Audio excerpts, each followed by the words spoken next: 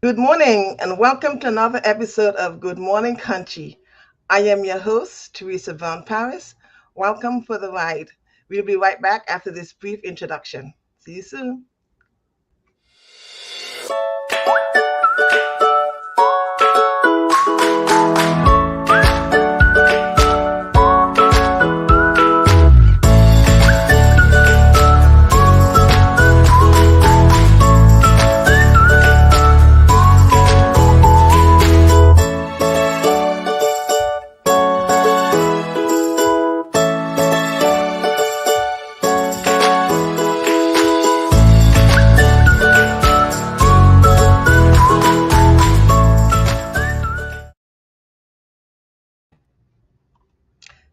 Thank you for joining us for another episode of Good Morning Country. We are continuing our monthly discussion with the month's awareness, which is mental health awareness. Policy and system change will only be effective if they reflect the needs of the people in the communities they serve. People with mental illness and people of color, particularly Black people, are overrepresented in the criminal justice system. Yet there is alarming evidence that people of color are less likely to be identified as having mental health condition and less likely to receive treatment during incarceration. As shocking as this might be, it is consistent with research that shows significant disparities in mental health care for radical and ethnic minorities. Communities of color are less likely to engage in mental health services and often receive poorer quality of care. We must address these inequalities by implementing culturally competent and trauma-informed care. Providers must recognize that people of color often distrust the healthcare system due to the history of abuse they have faced. To reduce the stigma of mental health illness in communities of color, primary care providers should integrate mental health screenings and care into their service delivery. Finally, adversary groups, including NAMI, must commit to engaging groups of people who embody the diversity of our communities as we advocate for a better mental health system. As communities discuss reforms to the criminal justice system, it is important to consider the ways in which other systems intersect with it. Effectively investing in the mental health system is the most logical way to support the diversion of the millions of people with mental health illness who are incarcerated every year. Our guests today, Dr. Simone Golden, Taria Mayo, and Ingrid Parker of the Norristown Police Department in the newly created role of Director of Police Mental Health Collaboration will offer insights on this aspect of mental health in our local community here in the Norristown colonial area. Thank you, thank you, thank you. And after all that, our quote for today is mental health needs a great deal of attention. It's the final taboo and it needs to be faced and dealt with. That is by Adam Ant. I'm excited today to have as my first guest Dr. Simone Golden. Dr. Simone has a master's level licensed social worker and certified professional coach. Over 15 years of experience working primarily with individuals, children, and families of color. She's the founder of Golden Therapeutic Life Coaching, a Black independently owned and operated mental health coaching practice. Dr. Golden, Dr. Simone Golden, welcome to Good Morning Hello. Country. And I'm gonna correct you off the bat. I don't have the doctor in front of my name, but I appreciate I appreciate that though. I'm praying for you. Thank you. Good morning. How are you? Welcome. I'm fine. Welcome to Good Morning Country. Thank you. So tell us about Dr. Simone. Give us a brief introduction, more about yourself, about why you chose this given field. Yeah, so I've been in the mental health field since I graduated undergrad back in 2004. My first job was actually in Norristown at the Community Mental Health Center. And I was a case manager, a mental health case manager for transitional age uh, kids from ages 16 to 21. So I really just like was immersed into the world of mental health straight out of college. And I feel like a lot of people that come into this field of social work, mental health, when you're first coming out of undergrad, a lot of the work that you do, you learn from being on the front lines. You're just kind of thrown into it.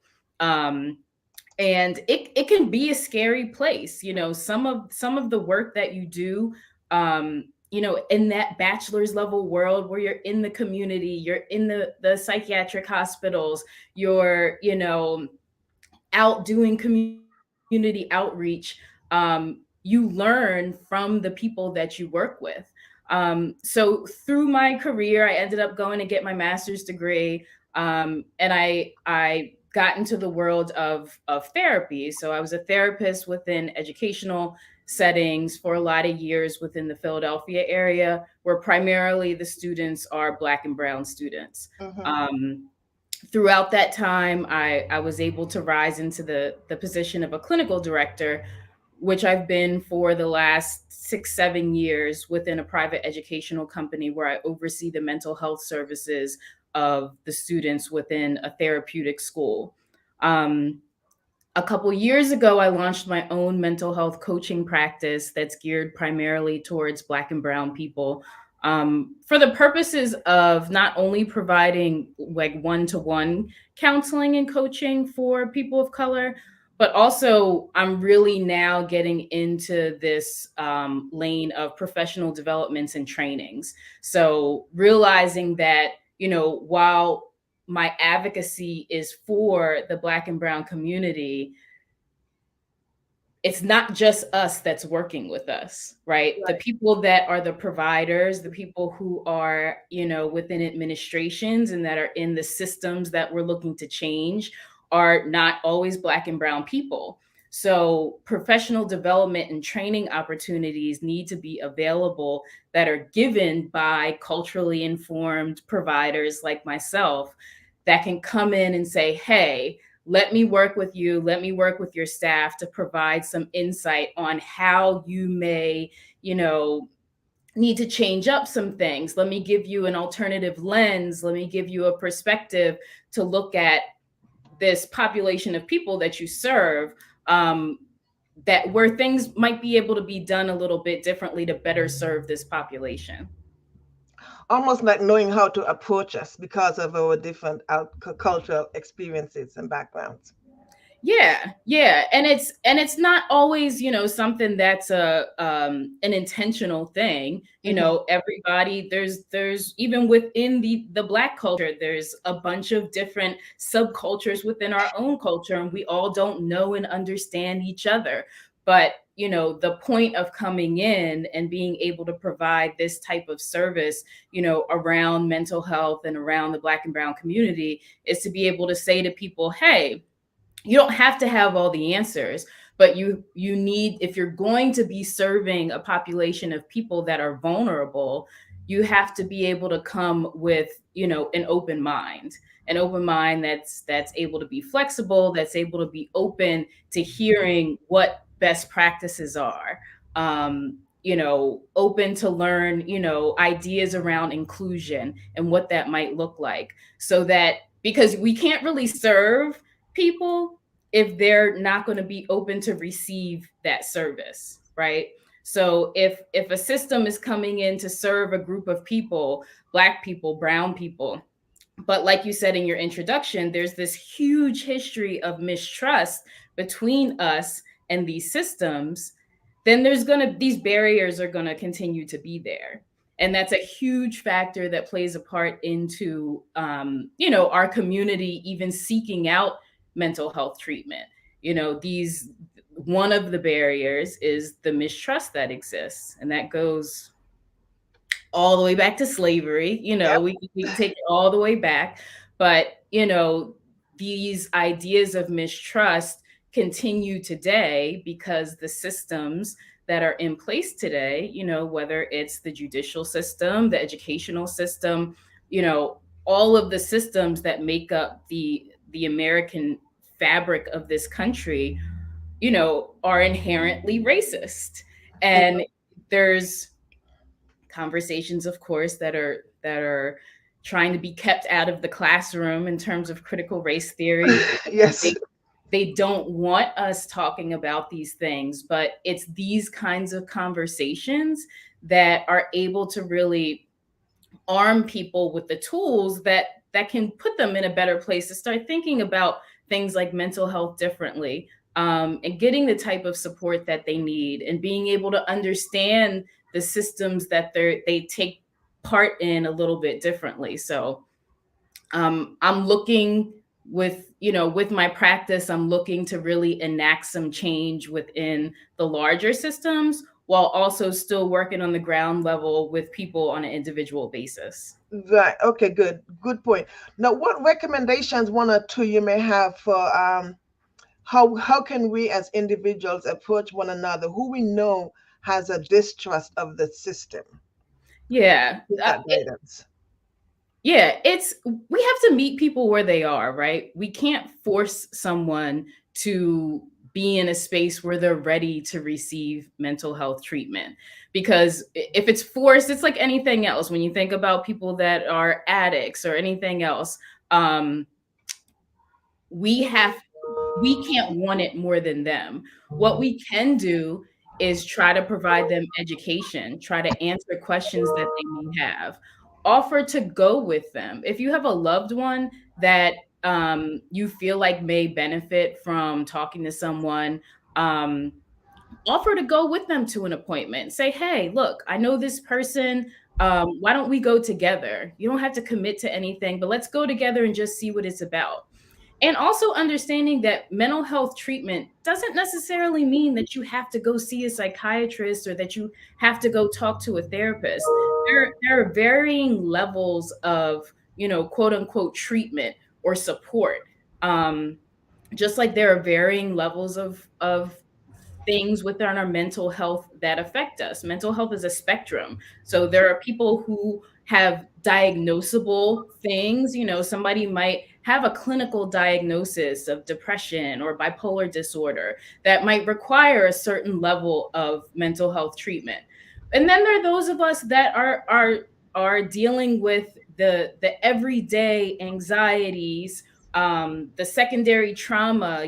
We just watched a community of our own people get gunned down in a grocery store in Buffalo, simply because of who they are. We were specifically targeted. And then a classroom full of brown kids in Texas were just murdered, and their teachers.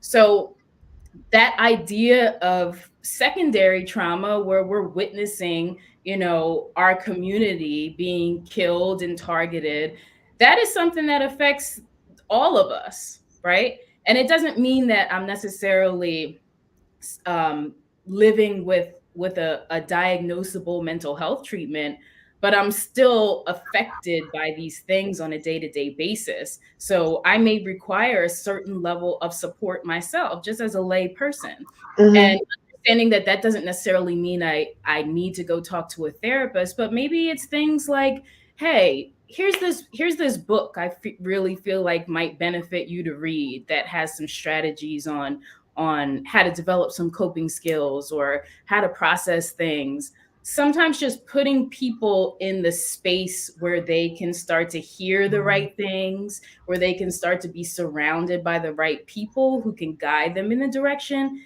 is a good place to start. You don't have to start with therapy. You don't have to start with a psychiatrist or a therapist. There are other places where you can start to gear somebody towards that conversation of support. Awesome. I'm not sure if you guys can hear, the audience can hear, but outside my window is an elementary school, and the kids are out there singing to the melodious tunes this morning. It's so calming to hear them there. Dr. Simone, thank you so much for being here with us. Do you have any events coming up that you'd like to share with us? I don't have any events per se, but I just want to direct everybody to go to my website. It's www.goldentlc.com.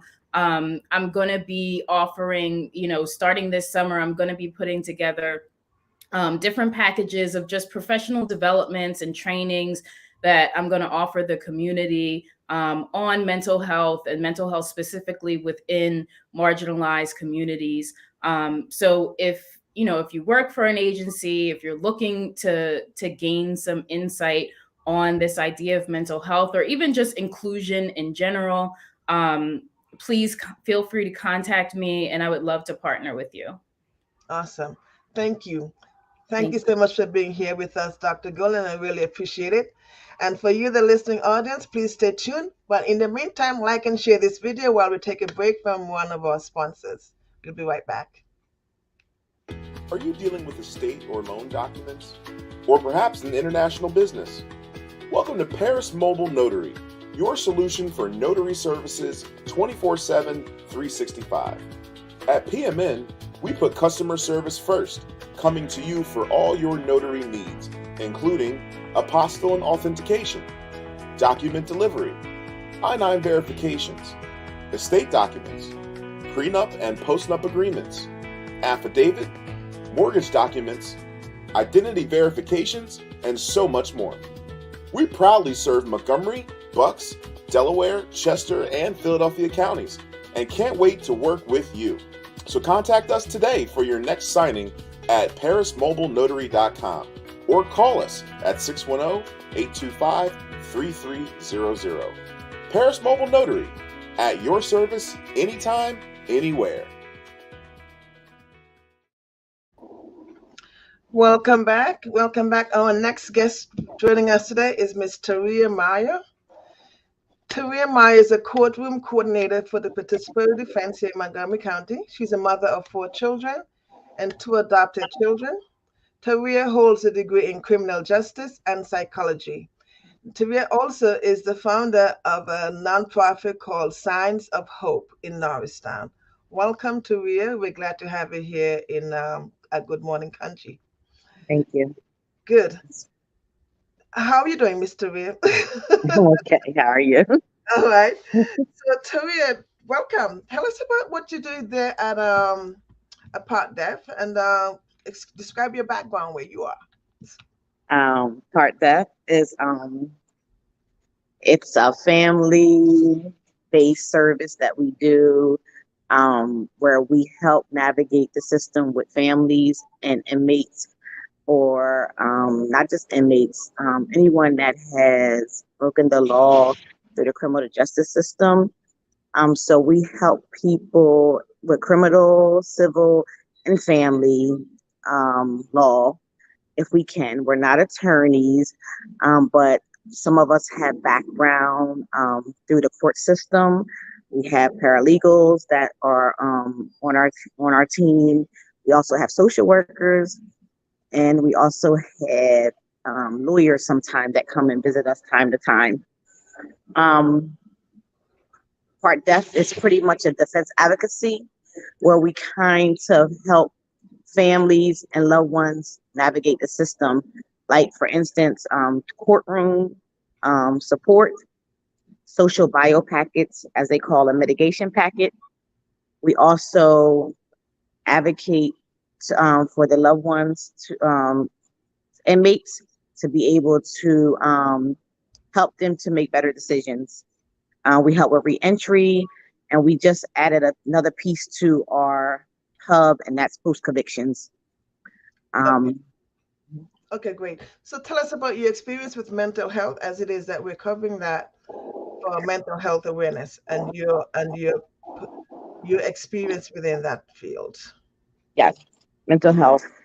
I have experience. I have been dealing with the mental health.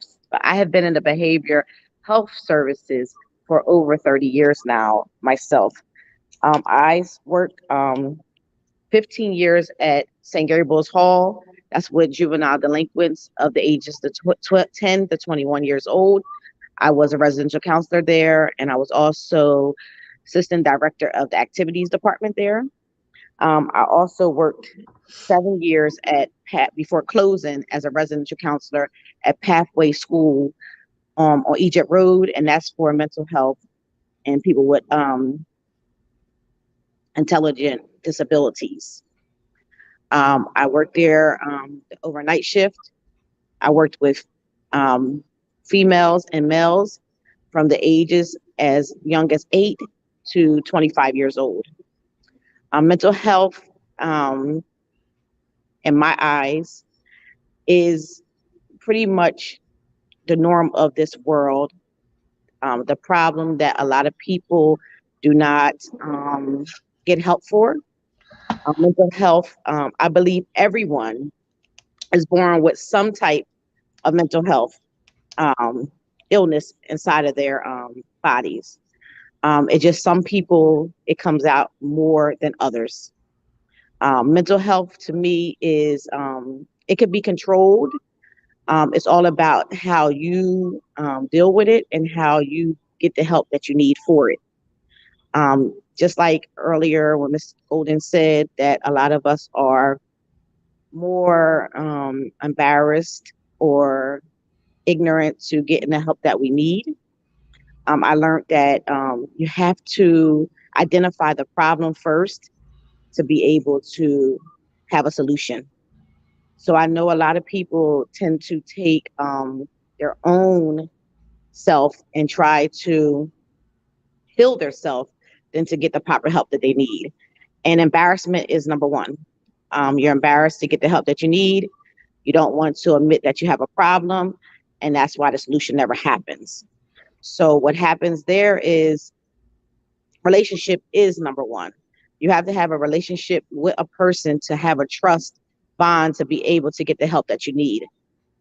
Me personally, I have been dealing with therapy in my own personal life for well over since I was 10 years old to my adulthood.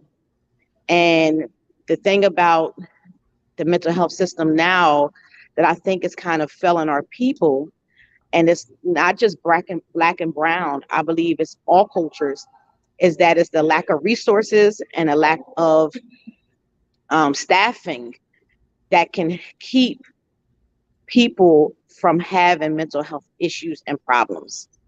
So what I believe is like central is understaffed. Mental health have always been understaffed. I have went through many therapists, switched off. You start getting building a relationship with one. The next thing you know, they leave, and then you gotta try to build a relationship with the next person, and it just gets worse and worse over and over again. But in my experience, I just believe that if we identify the problem, we ask for the help, it will be a solution. Okay, so you were able to get the help that you needed when you needed it. Yes, The and the I still am an advocate of therapy. Okay. Now, how were you able to channel that with the nonprofit that you founded, Signs of Hope? Signs of Hope. Signs of Hope. I started. It came about in 2012. I lost two good friends of mine to a terrible car accident from Norristown. And one weekend, I had just got together with their family and friends, and we did an event for their in honor of their memories in 2012. So 2013, I took two busloads of people along with Hakeem Jones, Buck Jones, and a couple other people to Temple University Hospital, and we went to go see Cradle to the Grave. And when I went down to see Cradle to the Grave, after going through the trauma unit and seeing the everyday life of Philadelphia and how crime has impacted our loved ones in Philadelphia streets, I decided in 2013 to start a nonprofit organization that was geared towards the youth, but also people of different cultures, but definitely more towards the youth because our youth need the help nowadays. So in 2013, I decided to start my own nonprofit organization called Signs of Hope. My vision for Signs of Hope was one vision is nothing less than understanding the full potential of our youth, transforming communities to drive a new period of change, programs, and hope in our communities. That's my vision statement that I had came upon and about for my Signs of Hope. My mission statement is Signs of Hope is just designed to empower, motivate, uplift, and encourage youth of different ages and cultures to pursue the dreams. We will work in participation with the youth as we seek to meet them at their person, social, culture, spiritual, and physical needs. And working to accomplish these goals, we will strive to product on environments of mature respect and standing, diversity, and intelligence and independence. We will accomplish by holding community events such as educational programs, scare straight programs, sporting events, and other programmings that will help the development of the youth into men and women that they desire to be in the future. Great. One of your options you said scare straight. What is that? Scare Straight program is pretty much like we had came up with a plan of having a lockdown. So I give you an example of that is a male, I mean a young ladies and a young male's lockdown. And lockdown is pretty much just taking them in, locking them down in an area, speaking to them, having healing circles, having groups, um, divvied out, and just hitting topics that the youth of today are struggling with. Okay. So share straight is more like a boot camp outside of a boot camp. Gotcha. Do you have and do you have thank you, Taria. Do you have any events scheduled coming up you'd like to share with us? Well, I would like to do my second annual fashion show, and that is geared towards Montgomery County Scholarship Fund that I started in 2013.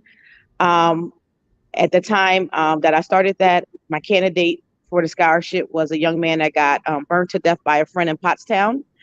And that's me and his mother collaborated, and we was able to come together to try to give back to the community. So I'm looking to try to have my second annual fashion show, Sharp After Dark Part 2. And I'm looking to have more events. This summer, I'm trying to get together with some youths to try to collaborate with them to be able to come into the courtroom and see what happens in the courtroom and just do some community service inside the courtroom and teach them the legal system so that they won't have to ever challenge it. Okay, great. When you have those logistics worked out and your flyers available, please share with us and we can share with our audience. Thank you so much for your time. Any parting words before you leave? I just want to say, don't be afraid to get the help. Do what's best for you, and you are always your best healer. Especially because you're able to go through that and you're here to talk about it today. Thank you. Thank you Thank so you for, much. thank you for sharing your time with us and your story with us, Taria. Thank you, the audience. We'll take another break for a word from one of our sponsors and we'll be right back.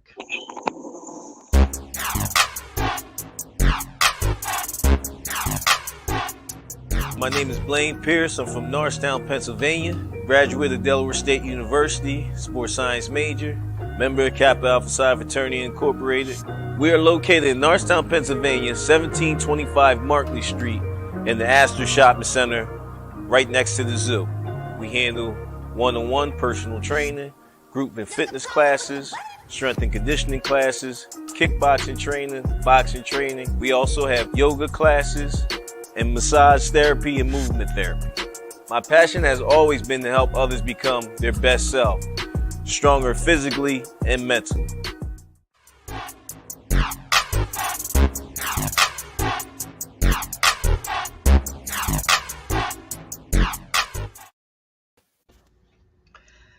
Thank you for staying with us. Our next guest today is Mrs. Ingrid Parker.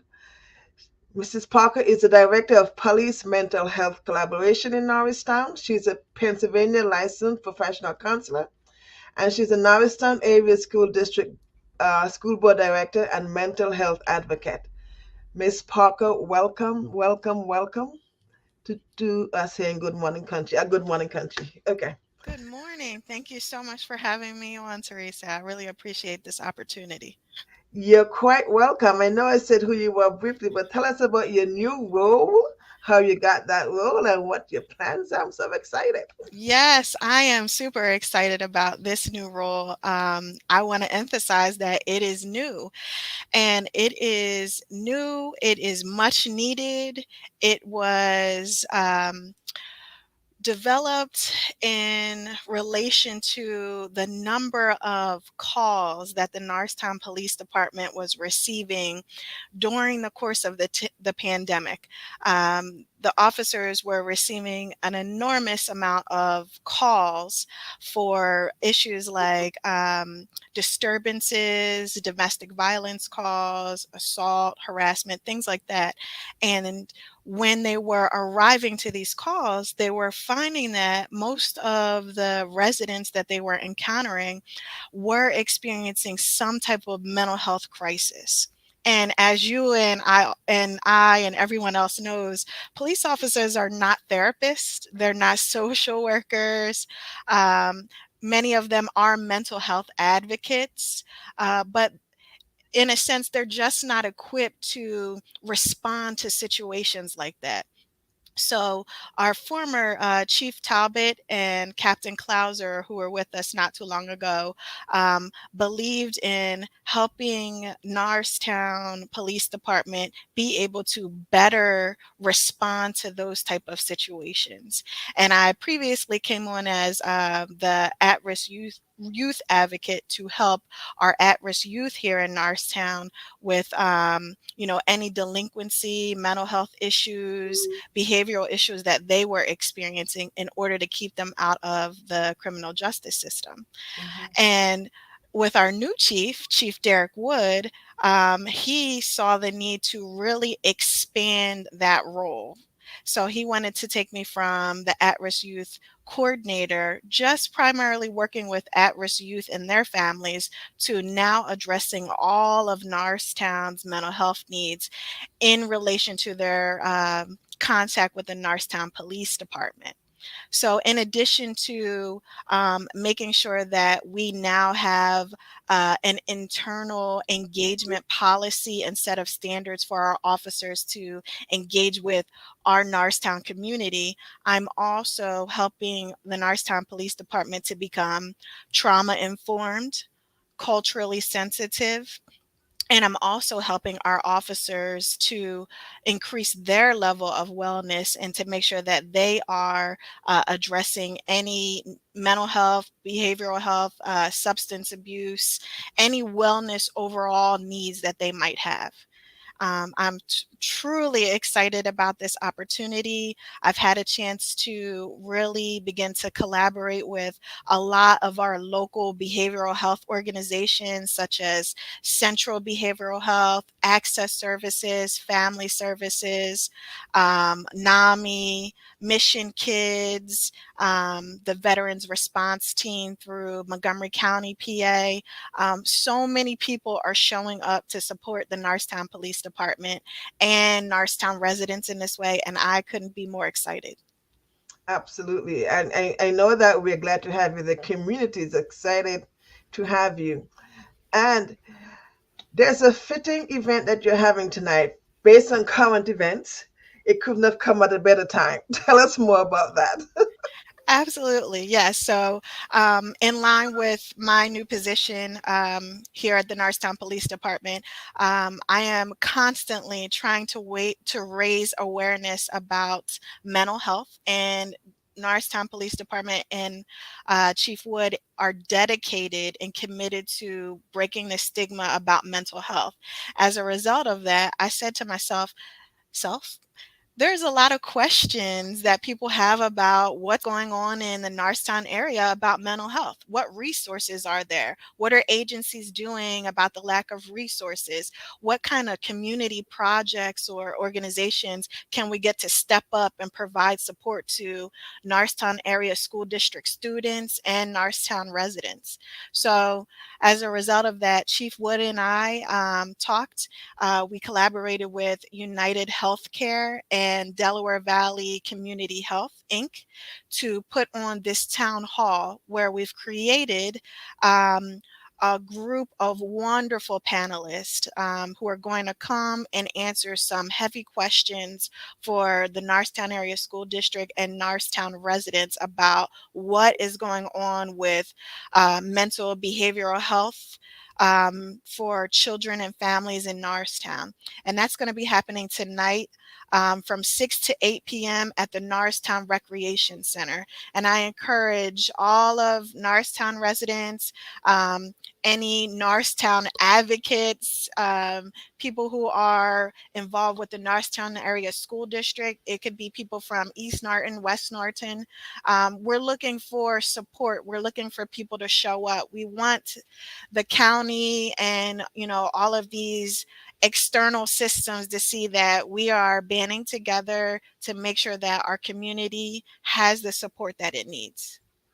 And in light of what happened yesterday, people have questions, and Yes. they're gonna have tons of questions. So we're hoping that people are able to come out. And in case they're not able to come out, we'll be there at Good Morning Country to try to live stream it for you, so we can Yes. capture the audience who's not able to join us in person. That is just awesome, awesome, awesome. Well, Miss Parker, we are absolutely happy to have had you here with us this morning.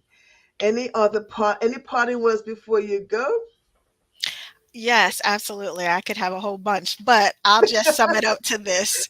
I just want to say, mental health is so important. And I want people to remember that during this month, it's Mental Health Awareness Month, but mental health is just as important as your physical health. And it is so important that, we are passing on that message and we encourage people, as Taria and Miss Simone said earlier today, that we encourage people to get the help and the support they need.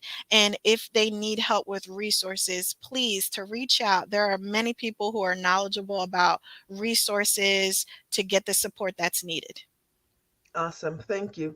Well, thank you so much for visiting us here at Good Morning Country. And please do come back. We have to have you back for a whole segment of your own. You can tell us about any upcoming events you have and how you're doing there in Norristown.